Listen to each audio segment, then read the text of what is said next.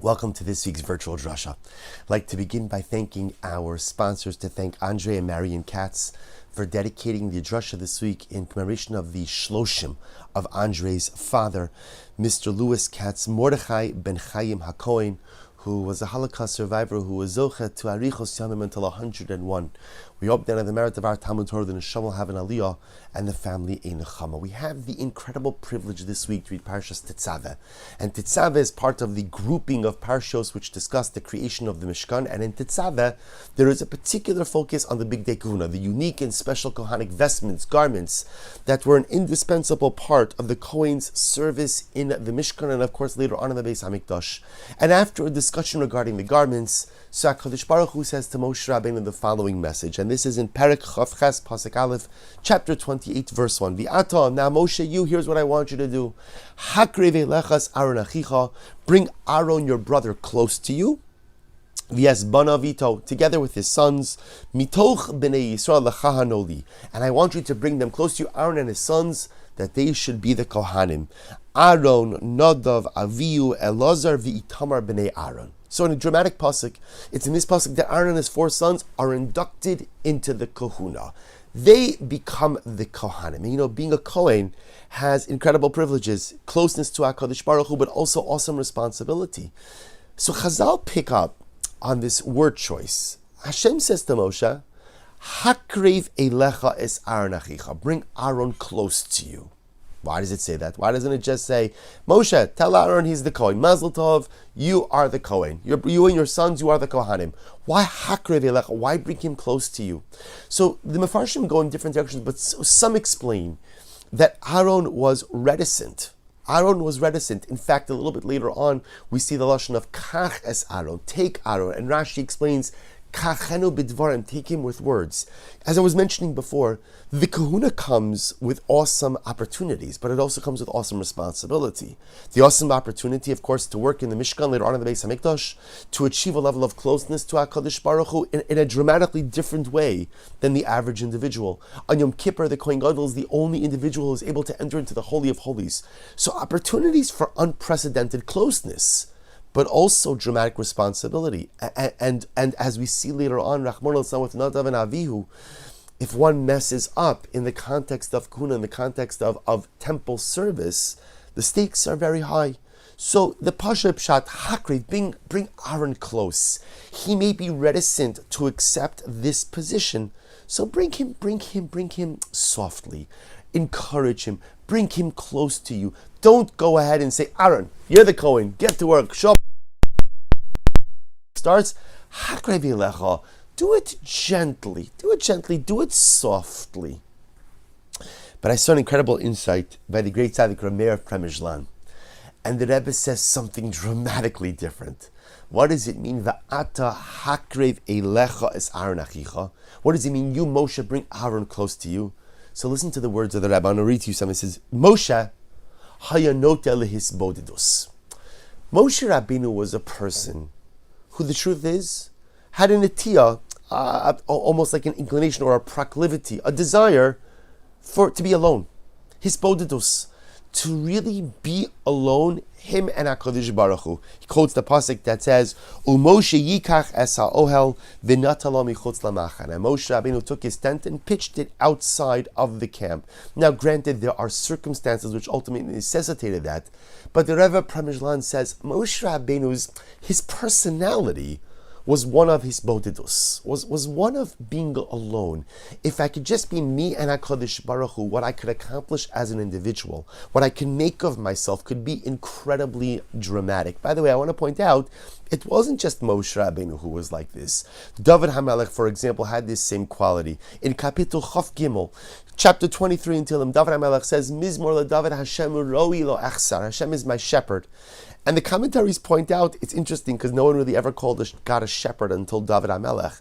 And the Malbim and others point out that David HaMelech, there was a subliminal message in this, which was, all I want is to be a shepherd. I never wanted to be a king. The truth is, I never really even desired to be amongst people.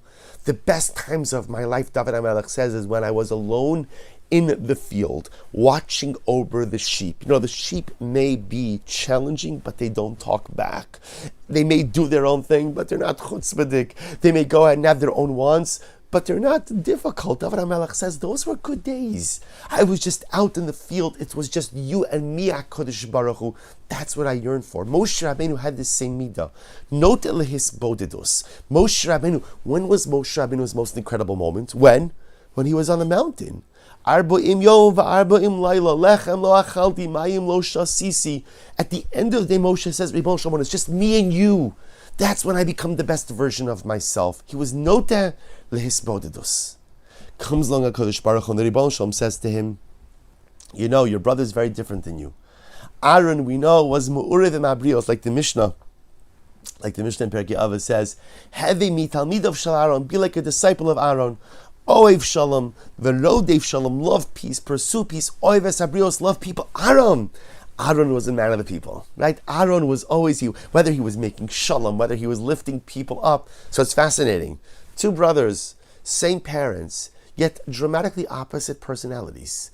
Moshe Rabbeinu noteh lehisbodedus was kind of preferred to just be by himself with the Rebbeinu Shalom. And Aaron, always with the people, always mu'urav im habrios, not just pleasant with people, but ultimately mixed together with people. So says Rameir Premishlan, HaKadosh Baruch Hu says to Moshe Rabbeinu, I love you, you're incredible, your hisbodedus is magnificent. When you're on the mountain with me, HaKadosh Baruch Hu says, there's no one I'd rather be with. But, Va'amar Hashem leMoshe, sheyikrav el atzmo esmidas Aaron, v'yisarev el ha'am. HaKadosh Baruch Hu tells Moshe Rabbeinu, you cannot be an ivory tower leader. You cannot live your life up here with me on the mountain. V'ata Moshe, hakrev elecha es Aaron achicha. Bring the midos, bring the approach of Aaron close to yourself. I want you to be more like your brother. It's the one thing that parents are never supposed to say to their kids. I wish you were more like your brother. Terrible. Except when the Rebbeinu Shalom says it, because it comes with love and it's constructive. Moshe, you are exceptional. Lo kan bi yisrael ki Moshe. No one talks with me like you do. No one interacts with me like you do. No one advocates on behalf of the klal like you do. But the ata hakre velechas Aaron achicha. There is something to be learned from your brother. Do you see the way he's with the people? Do you see the way he lives and breathes daily life with the people? You have to do that also. You have to be part of the klal. You have to be intertwined with the nation. The Rebbe goes on, Manhig ha'am lo min hamidahi shi'ehei misbodeh. The leader can't be distant and aloof on top of the mountain, even if that mountain is Har Sinai. You have to be in the trenches together with the people. V'ata, now you, Moshe, hakrev eleches Aaron achicha. Take the midas of Aaron and bring them close to you. Become mu'urav im habrios. Step down from the mountain and intertwine yourself with the daily lives of the people. And the truth is, the Rebbe is teaching us a number of dramatic lessons. Of course, it's an incredible lesson in leadership. Aloof leadership doesn't work. Aloof leadership does not transform the flock. Aloof leadership might be good, or aloof or detached leadership might be good at certain strategic times, but the real koach that a leader has is when he is in the trenches with his constituents. The real koach that a leader has is not as a Moshe, but it says, and I want to point out something amazing. Moshe Rabbeinu was in the trenches in times of crisis, right? Whenever something goes wrong, Moshe Rabbeinu is there and he advocates like no one else. But the impact that a leader has is not just in moments of crisis. The impact that a leader has is also in times of shalom, in times of simcha, in times of good, in the day-to-day of shalom aleichem. How are you? So nice to see you. That was Aaron. It wasn't Moshe. But yet Hashem says to Moshe, you need to be a bit more like your brother. But I think there's also another lesson. And I think it's something that all of us struggle with in different ways, which is, often when I look at how I spend my time, there are two different ways I could utilize my time. I could utilize my time building myself up, or I could utilize my time interacting and helping the other. And for many of us, that's like it's a tug of war. I know it's important to give to the other. I know it's important. I don't mean money right now. I mean that's important also, but I mean time. I know it's important to give of myself. I know that Ploni over there, Ruvain, is having a difficult time, and I know that I probably should give him a call or walk over to him and say, Shalom Aleichem, how are things going? But to be honest, like, then it's a 15-minute conversation. And the truth is, that's 15 minutes that I could be using for something else. And again, I mean something positive. I could be learning, I could be growing, I could be davening, I could be this. There's often this tug of war between focusing my kochos inwards versus ultimately being there for the other. And it's hard to find that right balance. And this was kind of like the tug of war of Moshe and Aaron. Moshe felt, my kochos are better served being on top of the mountain. My kochos are better served pitching my tent outside of the camp. And Aaron was like, my kochos, I have to be in the people, to be mu'urv. How could I help? What could I do? How could I improve the life of the other? How could I be there for the other? And HaKadosh Baruch Hu essentially tells Moshe, you gotta be a synthesis of both. In life, you can't be just a Moshe and you can't be just an Aaron. But you have to be the kind of person who finds a way to plow kochos into yourself, but at the same time always be there for the other. You know, we're familiar in the beginning of Parshas Vayera. So the pasuk says that Avram Avinu was sitting outside the tent post circumcision. Vayera lav Hashem. Hashem appeared to him. He's talking. They're having a whole conversation. Avram sees the malachim.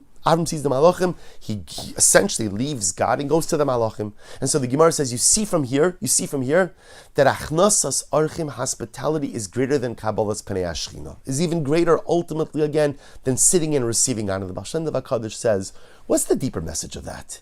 You see, he says a lot of times when you perform achnasas archim, you have people, you have people at your table, you surround yourself with people. This one's going to speak Lashon Hara, and this one's going to tell an inappropriate joke, and this one's going to do this, and you're going to say to yourself, what do I need this for?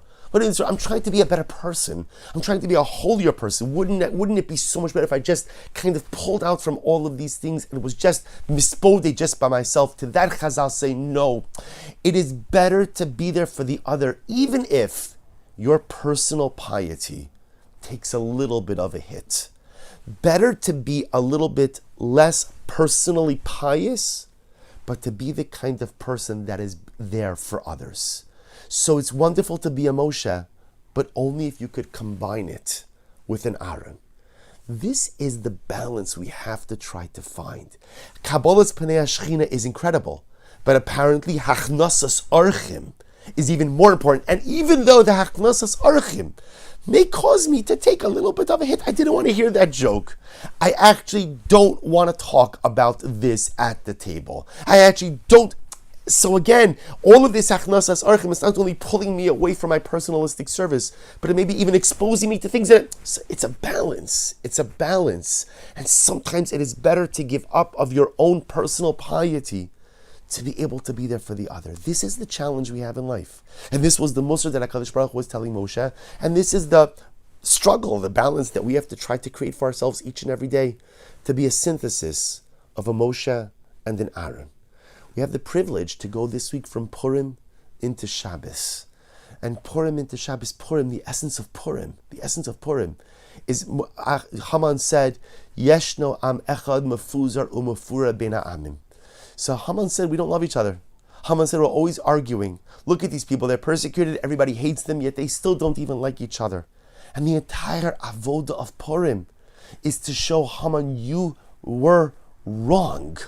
We love each other so much. We're always here for one another. We're always willing to do for each other. It's true, sometimes we don't get along, but sometimes, as every family knows, you might not like someone, but you still love them.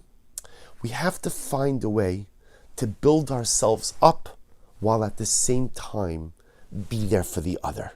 It can't be an either or. I can't say, you know what, I'm deciding to devote my kochos to myself. Me, I'm a Har Sinai Jew. I'm a Hisbodedist Jew. The interacting with others, the chesed, the bringing Jews, the creating the glue of Am Yisrael, that's not for me. On the flip side, to say, I'm all about the people, but personal ruchnios, that's not for me. It's a synthesis. In life, it's so much easier to be an either or. But the challenge of being a Jew is trying to be a little bit of everything.